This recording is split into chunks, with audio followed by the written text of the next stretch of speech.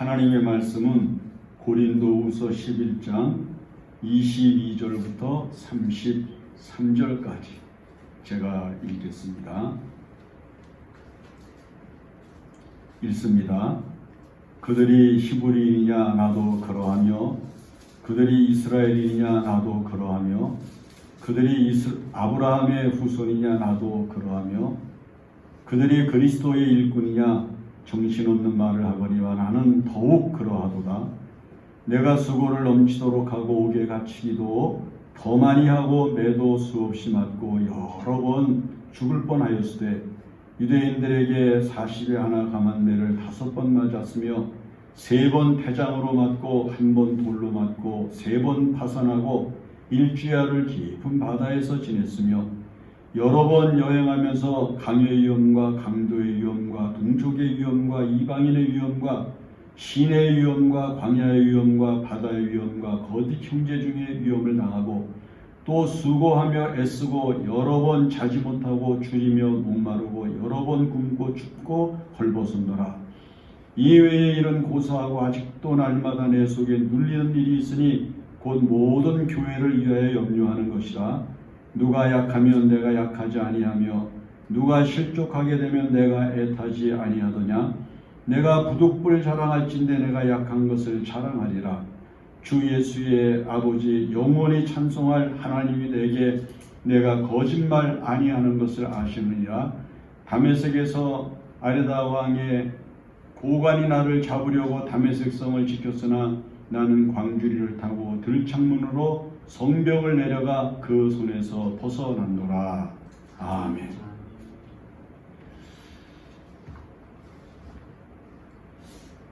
똑같이 시작을 했는데 나중에 보면 아주 완숙하고 성숙하게 된 마지막을 맞이한 사람이나 생물이 있고요. 똑같은 시간과 똑같은 과정을 거쳤음에도 불구하고 미완성 상태가 되고 그 다음에 성숙하지 못한 단계에 이르게 돼서 별로 가치를 갖지 못하게 되는 사람들이 있습니다. 우리가 이 세상을 살면서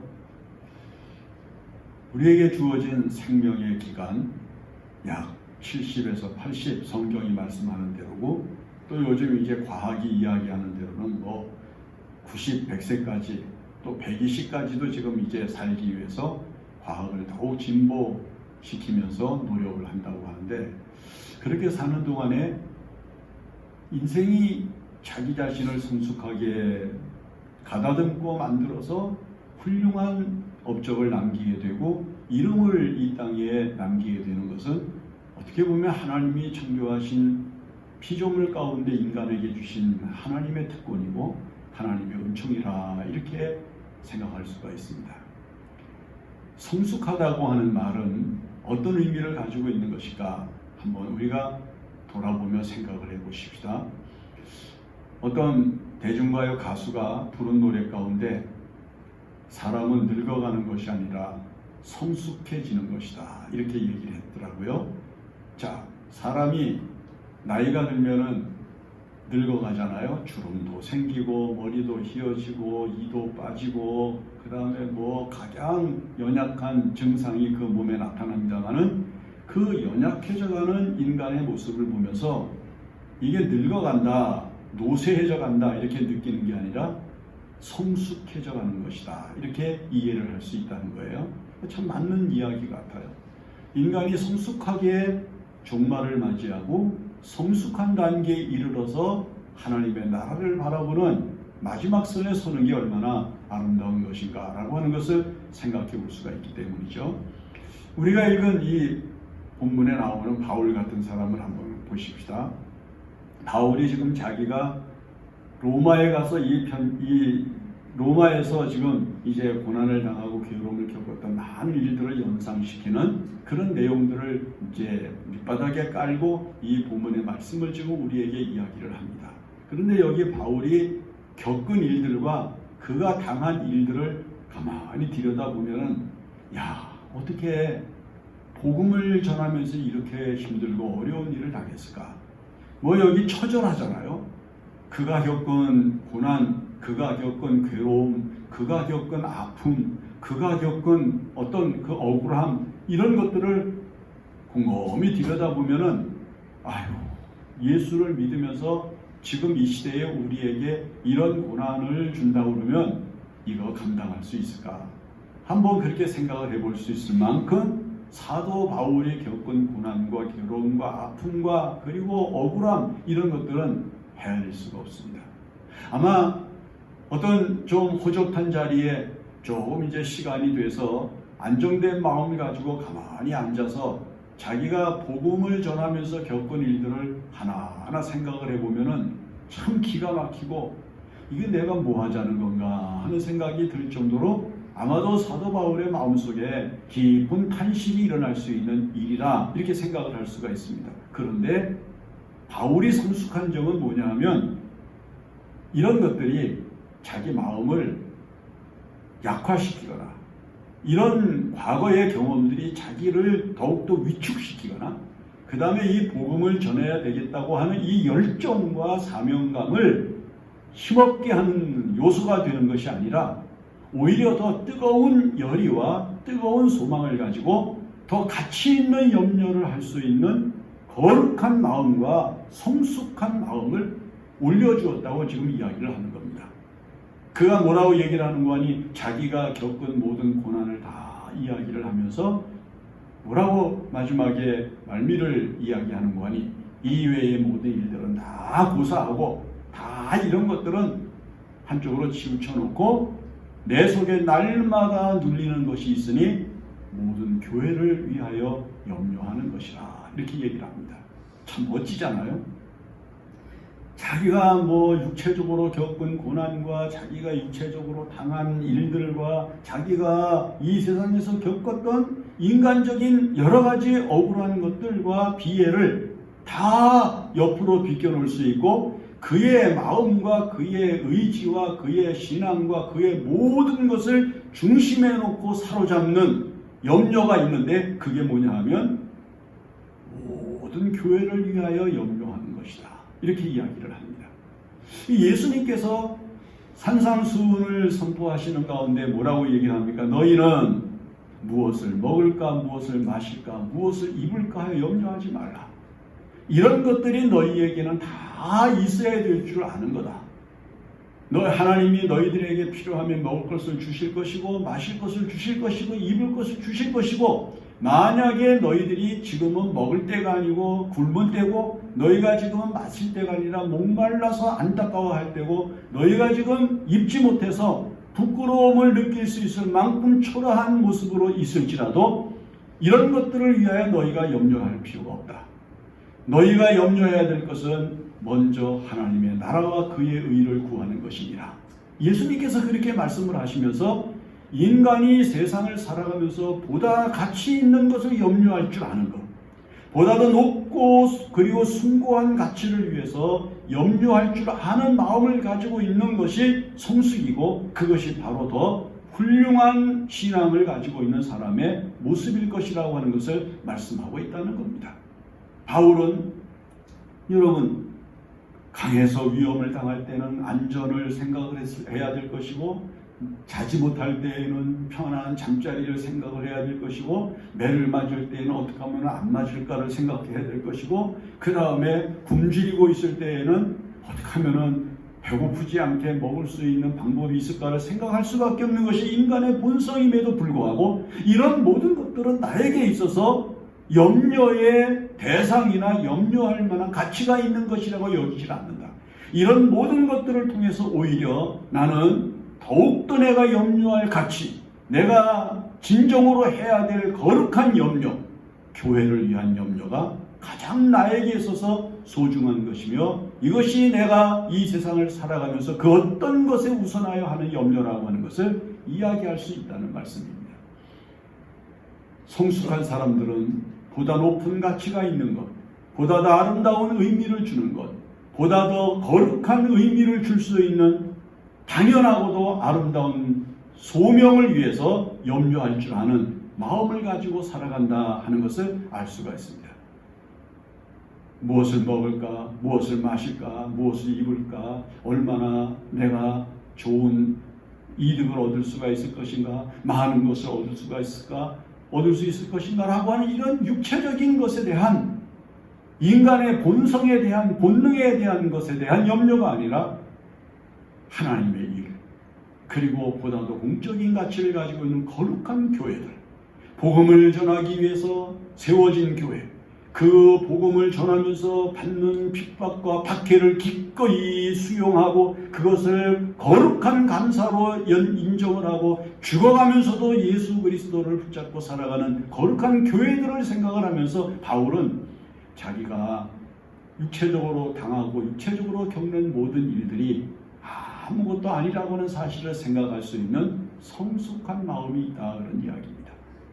여러분들이 이 세상을 살아가면서 아마 이런 숭고한 가치, 그리고 보다 더 나 자신에게 해당되는 문제들보다는 보다 더 공적이고 보다 더 사회적이고 보다 더 교회적이고 보다 더 복음적인 가치를 위해서 염려할 수 있는 마음을 가질 수 있다고 하는 것이 얼마나 우리를 높이고 얼마나 우리를 아름답게 할 수 있는 하나님의 은총인가를 생각하면서 여러분들이 세상을 살면서 육체를 위한 염려보다는 영적인 염려를, 여러분들이 이 세상을 살아가면서 세속적인 가치를 위해서 하는 염려보다는 모든 교회를 위해서 하는 염려를 여러분들이 할 수 있는 영광을 가지고 이 세상을 살아갈 수 있어야 한다는 것입니다.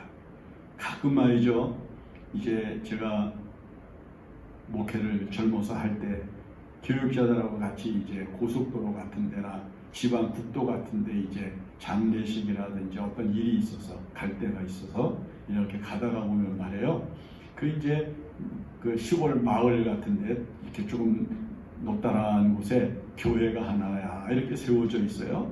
뭐 그런 거 주변에 집 몇 채 이렇게 있고 호젓하게 교회가 있는 조그마한 교회당을 이렇게 보면서 제가 가끔 질문을 던져요. 너희들 지금 저런 교회에서 오라고 그러면 하나님의 뜻입니다. 가겠습니다. 그리고 선뜻 갈 수 있겠냐? 그렇게 물어보면요, 대부분 비시시 웃어요. 자신이 없는 거예요. 그 다음에 제가 거기를 가면서 저기서 목회하는 사람은 어떤 목사님입니까? 예를 들어 서울 같으면 말이에요, 대도시 같으면 하다못해 답답하면은 바람이라도 쐬러 남모르는 사람들 뭐 없는 다른 문화적인 곳에 가서 좀 쉼이기도 하고 구경도 하고 이럴 수가 있는데, 아니 시골 같은 데서 말이에요, 목사가 어디 가면은 눈에 다 자동차 타고 나가는 거 보이지, 걸어가는 거 다 보이지, 목사가 오늘 어디 갔네, 뭐 별소리가 나올 텐데 꼼짝 못하고 교회에만 있어야 되는데, 야 얼마나 답답하, 얼마나 힘들까. 정말 농촌에서 목회하시는 목사님들 정말 대단한 사람들이다. 저는 정말 그렇게 생각을 하면서 제가 이렇게 지나가다가 교회를 보면요, 우리 부교육자들하고 제가 그래, 야 박수 좀 치고 그러자. 그래서 누군지도 모를 목사님과 교회와 그리고 그 교회를 섬기고 있는 교인들을 축하하고 감사하면서 박수를 치고 가고 이제 그랬어요. 웃으면서 했지만 거기서 목회하시는 분들은 얼마나 심각하고 그리고 얼마나 긴장된 목회를 하고 있었을까, 이제 이런 생각을 해요. 자, 사도 바울은 이야기합니다. 예수 그리스도의 복음이 선포되는 곳곳에서 순교를 당하면서 고난을 겪으면서 말씀을 핍박을 당하면서도 교회를 세워가는 성도들에 의해서 세워진 교회들이 얼마나 든든하고 얼마나 진리 위에 굳게 서서 핍박과 환난을 부딪히면서 예수 그리스도를 증거하려고 싸움을 싸우고 있을까, 이 생각을 하면 말이죠, 바울은 다른 거, 자기가 겪는 고난이나 자기가 겪는 괴로움은 생각할 가치가 없다고 생각을 했어요. 그래서 내가 날마다 나에게 눌리는 것이 있는데 모든 교회를 위하여 염려하는 것이다, 이렇게 이야기를 했던 거죠. 아마 여러분들도 이 세상을 살면서 보다 가치 있는 것, 육체적인 것이 아니라 영적인 것을 위해서, 그리고 이 세상의 세속적인 것이 아니라 보다 더 가치 있는 아름다운 하나님의 영광을 위해서 염려할 수 있으면 반드시 그 염려가 여러분들을 더욱더 성숙하게 만들고 여러분들을 더 가치 있는 인생으로 세울 것이라고 하는 것을 의심할 수 없다 하는 것입니다. 그 다음에 또 무엇을 지금 이야기하는 거니, 바울은 자기가 약한 것을 자랑한다 이렇게 얘기를 해요. 자, 여러분, 이 세상의 사람들은 어떻게 해서든지 강한 것을 자랑하려고 그러죠. 하다못해 뭐 팔씨름이라도 강한 사람이 이제 힘 있는 사람이라고, 무게를 높이 큰 것을 드는 사람들, 뭐 또 일을 하면서도 다른 사람보다도 더 아주 왕성한 힘을 발휘할 수 있는 힘을 나타내는 사람을 우리는 강한 사람이라, 그리고 그런 사람이 더 좋다 이렇게 이야기를 합니다. 그런데 사도 바울은 내가 약한 것을 자랑하리라 이렇게 얘기를 해요. 왜요? 약한 게 왜 자랑이 될까요? 약한 것이 자랑이 된다는 의미는 도대체 무엇을 의미하는 것일까요? 자, 보세요. 만약에 지금 우리가 가끔 이제 영상 같은 것을 통해서 북한에서 군인들이나 젊은이들이 일을 하는 것을 봐요. 이 일하는 걸 이렇게 보고 있으면 말이에요, 무슨 생각이 드는가 하면, 저기는 중장비도 없나? 저런 거는 가가지고 그냥 트랙터나 아니면은 포크레인 같은 게 가가지고 지나가고 그 다음에 한 몇 싹 퍼고 그 다음에 올려주고 이러면 금방 끝날 수 있는 일인데, 젊은 군인들이 말이죠, 물속에 들어가서 그냥 여기에다가 돌을 쥐고 혹은 뭐 무거운 그 나무들을 메고 들어가가지고 그걸로 다 작업을 하고 이러는 것을 보고요. 그 다음에 도로에 콘크리트를 우리는 자동차로 보죠, 쫙 붓고 그 다음에 롤러 차가 들어가서 이렇게 굴르고, 그러면 금방 끝나는데 걔네들은 삽을 들고 옛날에 우리 60년대 70년대 콘크리트 바닥 이 개 가지고 막 이렇게 하듯이 이런 걸 하고 있단 말이에요. 이런 걸 보면은 저기는 힘없는 사람들 살기가 정말 어렵고 육체의 힘으로 사는 게 얼마나 어렵다고 하는 것을 보여주는 단면이구나, 이런 생각을 가지면서 참 측은하고 불쌍해요. 여러분들이 지금 땅에서 어떤 일을 해야 될 일이 있는데 옆에 중장비가 있어요. 중장비 저거 필요 없어. 그냥 내가 내 힘이 아직 내가 힘이 있고 건강한데 내가 하지. 여러분, 그러고 일할 사람이 누가 있습니까? 중장비 불러서 해요. 여러분, 요즘 매장을 안 하지만은 얼마 전부터는 장내가 나면요, 산에 포크레인이 다 올라가가지고서 그거 딱 그냥 순식간에 파요. 옛날에는 그거 저희 교회에서 이제 장례식 같은 거 가서 보면은 그거 일하는 사람들이 삽과 곡괭이를 가지고 구덩이를 파고 그 다음에 그걸 재가지고서는 관이 들어갈 만한 것을 정확하게 재고 이러면서 작업하는 것을 보면요, 참 힘들고 그랬거든요. 근데 지금은 가보면 포크레인, 조그만 포크레인이 산 거 어떻게 거기까지 올라왔는지 모를 정도로 가파른 데도 올라와가지고 순식간에 파고 그 다음에 묻고 그 다음에 몇 삽 떠가지고 덮고 툭툭툭툭 하면은 봉분이 만들어지고 얼마나 쉬운지 몰라요. 여러분, 강한 것을 이용할 줄 아는, 강한 것이 있음을 믿는, 강한 것을 통해서 자기의 연약한 것이 완전해지는 것을 느낄 줄 아는 지혜가 성숙한 것이라 그런 이야기예요.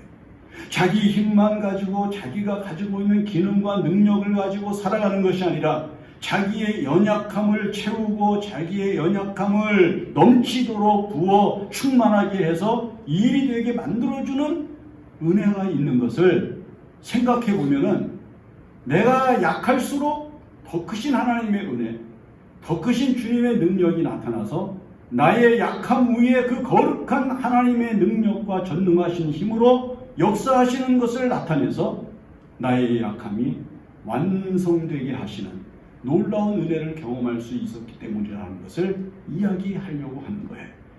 그러므로 신앙인들이 믿음의 생활을 하면서 자기가 가장 약해졌다고 생각하는 그때에 가장 강하신 하나님의 은혜를 경험하고 하나님께서 도우시는 은혜를 경험할 수 있다는 것을 인지한다는 말씀입니다.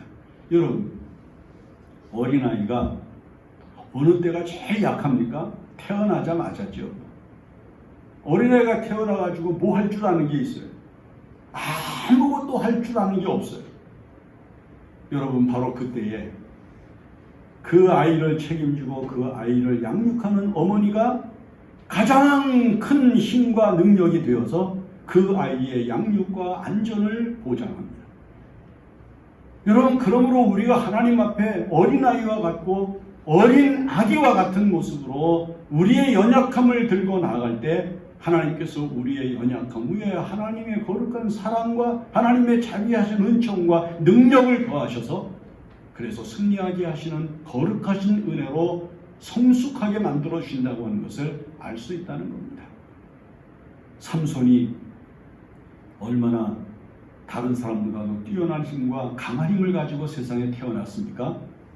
그러나 그도 육체를 가지고 있는 한계선상에 있는 인간이었기 때문에 자기 동족에게 결박을 당해서 블레셋 사람들을 향해서 걸어 내려가야 할 때가 있었습니다. 꼼짝 못하고 블레셋 사람들에게 사로잡혀서 이제 죽임을 당하게 될 위기에 처해 있을 때 갑자기 하나님께서 강한 힘으로 강림하시고 강한 영으로 그의 영혼을 사로잡아 능력 있게 하시니까 이 줄이 불탄 상과 같이 끊어져 버리고 땅에 썩어 있었던 나귀턱뼈 하나를 주워들고 그것으로 블레셋 군인을 때려 죽이기 시작을 하는데 1,000명을 때려 죽였도다. 여러분, 내 힘이 연약할 때 저 위에서부터 하나님의 강한 힘이 나오는 것이고 하나님의 은혜가 임하는 것이고 하나님의 도우심이 임하는 것이고 하나님의 영광이 나타나는 거예요. 내가 연약한 만큼 내가 연약해질수록 내가 더 연약해질수록 내가 더 이상 연약해질 수 없을 만큼 연약해질 때까지 내려가면 하나님의 은혜는 비례해서 더 강하신 능력으로 완전하게 채워주신 거룩한 힘을 우리에게 나타내시고 우리로 하여금 아름다운 인생을 살게 하신다는 것을 보여준다는 겁니다. 그러므로 우리가 이 세상을 살면서 하나님 앞에 강한 거, 내가 많은 거, 내가 그리고 힘 있는 거, 내가 뭐 지식이 있는 거 이런 거 자랑할 필요가 없다는 거예요. 하나님, 저는 모릅니다. 하나님, 저는 가진 게 없습니다. 하나님 아버지, 저는 지금 힘이 없습니다. 하나님 앞에 약해질수록 하나님 앞에 더 약해졌음을 스스로 감시하고 그것을 하나님 앞에 느끼는 믿음이 강렬해질수록 하나님께서는 나를 더 강하게 하시고 나에게 더 강한 힘을 덧입혀 주신다고 하는 사실을 믿고 살아갈 수 있어야 한다는 것을 지금 사도 바울은 이야기하려는 거예요. 그러므로 여러분, 세상에서 강한 것 자랑하지 마세요. 세상에서 자기가 강해지려고 애쓸 필요가 없어요. 나의 연약함을 하나님 앞에 이야기하고 세상 사람 앞에서도 내가 얼마나 연약한 사람인가를 보여주면 하나님께서 나를 통해서 하나님의 강하심을, 주님의 건강하심과 주님의 강건하심을 나타내신다고 하는 것을 알 수 있게 하실 것입니다. 우리가 연약함을 하나님 앞에서 늘 바르게 생각을 해야 됩니다. 그 다음에 바울은 무엇을 이야기하는가 하면은 자기의 마음을 안타깝게 하고 애타게 하는 마음이 그의 마음속에 있다고 하는 것을 이야기를 해요. 뭘 이야기를 하려고 하는가 하면은 그는 다른 사람들과 그리고 연약한 사람들을 위하여 염려하는 것과 그 다음에 복음을 전했는데 복음을 믿지 않고 사랑을 전했는데 사랑을 받지 않고 하나님의 말씀을 전했는데 말씀에 귀를 기울여 은혜를 받지 않는 사람들을 바라볼 때에 그의 마음속에 불타는 안타까움, 아주 애타는 마음이 그 마음속에 강렬하게 일어났다는 겁니다. 성숙한 사람은요, 나라를 염려할 줄 알아요. 성숙한 사람은 가정을 염려할 줄 알아요. 성숙한 자녀는 부모를 염려할 줄 알아요. 성숙한 제자는 스승을 염려할 줄 알아요. 훌륭한 정치인은 나라를 진정으로 염려할 줄 알고 안타까워하는 마음을 가질 줄 알아요. 그런데 성숙하지 못한 사람은 안타까워하는 마음을 갖지 않는다는 말이에요. 애타하는 마음을 갖지 않는다는 말이에요. 객관성이 없고요. 그 다음에 이타성이 없어요. 성숙하지 못한 사람은 자기 자신밖에 몰라요. 자기 자신에게 매여 있죠. 자기밖에 더 엄청난 세상과 엄청난 세계가 있는 것을 인지하지 못해요. 그래서 성숙한 사람들은 다른 사람들을 볼 때 안타까운 거예요. 예수 안 믿는 사람 보면 안타깝고, 복음을 받지 않는 사람을 보면 안타깝고, 교회 나오지 않는 사람을 보면 안타깝고, 하나님의 나라를 바라보면서 살지 않는 비신앙인이면 안타까운 마음을 가지고 어떻게든지 그 사람을 예수 믿는 사람으로 만들려고 또 하나님의 뜻대로 살아가는 사람이 되게 하려고 노력하는 것이고, 또 이 세상에서는 다른 자람들을 위하여 사랑을 베풀고 살아가는 사람이 되지 못한 것에 대한 안타까움을 마음속에 품고 어떻게든지 그들을 위하여 자신을 희생해서라도 다른 사람들에게 유익을 주고 공익을 위한 일이 잘 되기를 갈망하는 마음을 가지고 헌신적인 삶을 살게 되는 것을 알 수 있다는 이야기죠. 그래서 바울은 유대인들, 자기를 쫓아다니면서 자기를 핍박하고 자기를 죽이려고 하는 이런 사람들에 대해서 원수신 마음, 그리고 불쾌한 마음, 그 다음에 그들을 미워하는 마음을 갖는 것이 아니라 안타까워하는 마음이, 내가 애타하는 마음이 있다. 내 동족 이스라엘 사람들이, 내 동족 유대인들이, 히브리인들이 예수를 믿지 아니하고 예수를 영접하지 아니하는 것을 바라볼 때에 내 마음속에 애타는 마음이 있다. 이방인들에게 가서 복음을 전했는데 그 이방인들이 예수를 영접하지 아니하고 복음을 받아들이지 않는 것을 바라볼 때에 내 마음속은 애타는 마음이 너무너무 크고 강렬했다고 지금 이야기를 하는 거예요. 여러분들은 지금 이 세상을 살면서 뭐가 안타깝고 무엇이 그렇게 애가 탑니까? 여러분들의 마음을 애타게 하는 게 뭡니까? 우리 교회가 애타하는 마음이 뭡니까? 그 예수를 믿지 않는 세상과 예수를 영접하지 않는 사람들과 복음을 받아들이지 않는 이 세상을 향한 염려라고 하는 것을 알 수 있는 거죠. 이제 말이에요. 연말이 되면 이제 교족부를 이제 뭐 요람 같은 거 만들고 하느라고 이제 교족부를 정리를 해요. 그러면 이제 젊은 목사들 가운데, 교육자들 가운데, 이거 1년 동안, 이 사람 뭐 2년 동안 교회 한 번도 안 나왔으니까 그냥 이제 카드 빼버리자고. 교회 잘 나오지 않고 헌신 제대로 하지 않고 이런 사람이니까 이제 교적에서 빼가지고 이제 재적 교인을 정리를 하는 거예요. 저도 이제 교회에서 목회를 할 때 보면은 교적 카드가요, 빠진 교적 카드가 엄청나요. 이상한 사람도 있고 다. 그래서 이제 그런 걸 볼 때 무슨 생각이 드는가 하면, 아니 예수님 같으면은 교회 한 1년 2년 안 나왔다고 뺏고 이 사람은 이제 교인 아니야, 이 사람은 이제는 우리가 관리를 하고 우리가 관심을 기울여야 될 사람이 아니야. 예수님이면 그렇게 했을까? 우리가 과연 교회 1년 안 나오고 한 2년 정도 출석 안 하고 있다고 교적을 빼버릴 권리가 있겠는가? 오히려 그런 사람들을 붙잡고 하나님 앞에 기도하고 그런 사람들의 이름을 하나님 앞에 호소하면서 간절하게 기도하고 그들이 영혼을 구원받고 영생의 길을 걸어가도록 기도해야 될 거룩한 사명은 없는 것인가? 이런 생각을 하게 되는 거예요. 여러분, 교회가 가져야 되는 안타까운 마음이 뭘까요? 애가 타는 마음이 뭘까요? 복음을 받지 않는 세계와 복음을 받았으나 복음에 합당하게 살지 않는 사람들과, 그리고 하나님의 말씀 밖으로 자꾸 나가려고 하는 사람들을 어떻게 해서든지 붙잡아야 된다고 하는 거룩한 사랑이 애타는 마음으로 우리 마음속에 있어야 함을 명령하고 있다는 거예요. 바울은 그런 마음을 가지고 살아가는 거예요. 예수 안 믿는 사람 보면 안타까운 거예요. 애가 타는 거예요. 안 듣는 사람들을 보면 마음이 막 불타는 것 같은 거예요. 그는 그런 마음을 가지면서 바로 그러한 마음이 믿음에 대하여 영적으로 성숙한 것이라는 것을 이야기하려고 하는 겁니다. 우리가 이런 마음을 가지고 교회를 섬기고 복음을 위해서 일하는 거룩한 사명자로 사는 기쁨을 잃지 않아야 한다는 겁니다. 기도합니다.